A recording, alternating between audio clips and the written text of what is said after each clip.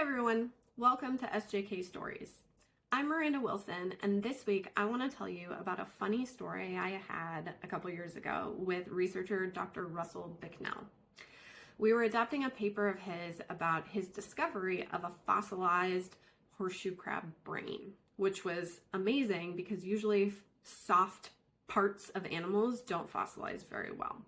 So we're chatting, and eventually I ask him how he found this fossil specimen. So he starts to tell me this story. So back in 2018, he got a grant to come to the United States. Forgot to mention he was Australian. So come to the United States and look at the collections in the Yale Peabody Museum at Yale University. So he's there with a couple of friends, well, colleagues probably, and he goes out, they have a good night, and they decide that they are going to take pictures of all 400 specimens of horseshoe crabs in the museum's collection.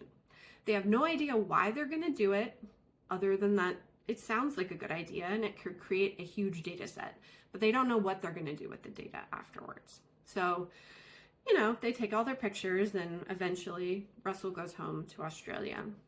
Fast forward a couple of years and COVID hits, and he's locked down in Australia, has no idea what to do with himself. So he starts going through all 400 of the photos that he took at the Yale Peabody Museum.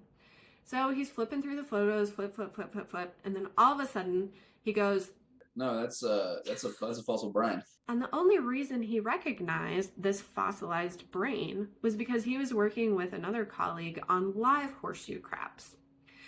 And so it's really interesting talking to researchers about how they make their discoveries, because a lot of the time it's not a very glamorous story. So just remember that sometimes research discoveries are just... It's the definition of serendipity. Have a good one, folks. See you next week.